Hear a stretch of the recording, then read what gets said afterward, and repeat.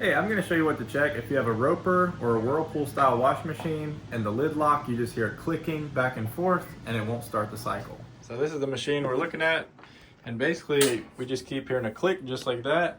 Occasionally the red light will flash, but most of the time we're just hearing a click and it's not even doing anything. Let's keep checking here. There it goes. So if yours is constantly clicking and it won't start the cycle, we're going to go ahead and replace the lid lock, because 9 times out of 10, that's what's wrong with this machine. So let me show you how to do that. So the first thing we're going to do is remove a few screws from the back. We remove this one. Take that little plate off. We remove this one here. And then over here, we're going to remove this one.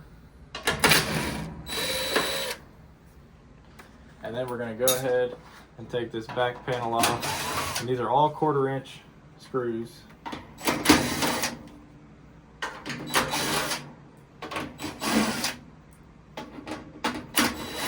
Just like that, so we can have access to the control panel and the lid lock.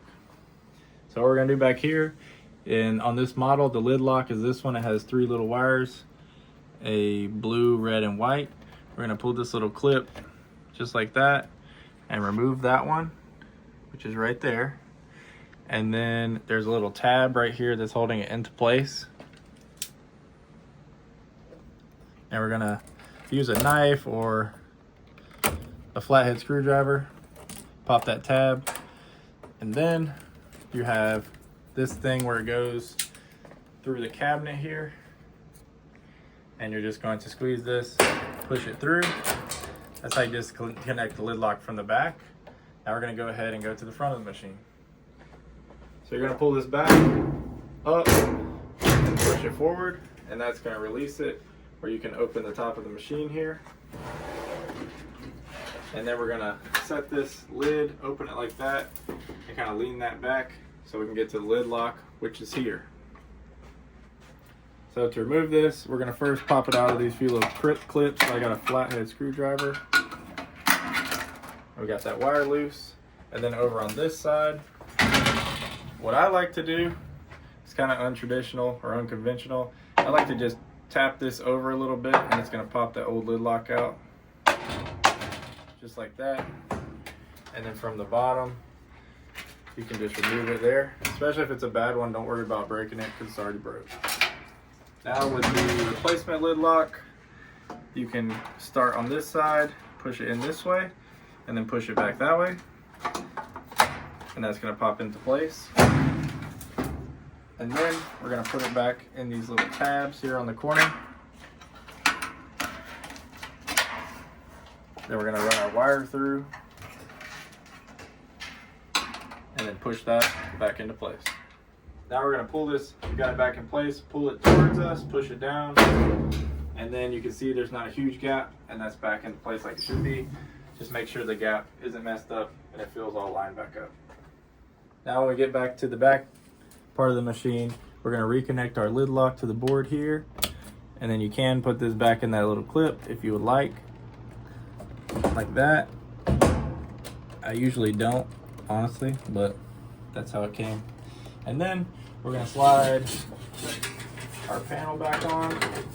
We're going to put all our screws back. We got our 1/4 inch bit, and we're going to just start putting all these 1/4 inch screws right back in for the back panel. So everything's nice and snug like it should be.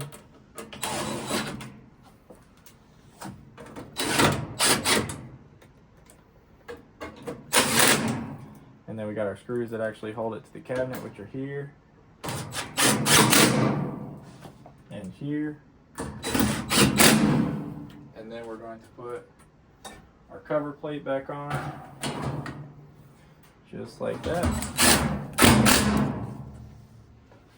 That's good.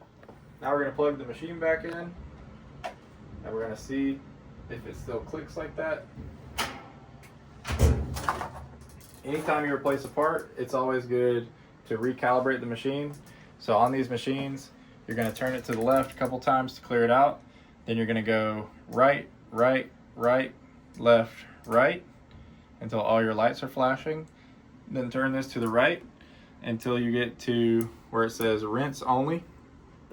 Press start, and that will make sure your water and everything's on, and that's going to recalibrate your machine. So let it run through that little quick calibration test or cycle, and when that's done, we can go ahead and test the machine. Now we finished the calibration cycle, so we're going to go ahead and put it on a regular cycle, press start, and then see what's going on here. And hopefully everything will work like it should, and we won't get that constant clicking anymore. There we go. Now it's starting the cycle, starting to fill, and everything should be good to go. Thanks for watching. If you got any questions, I'll do my best to get back to you in the comments, and y'all have a great day.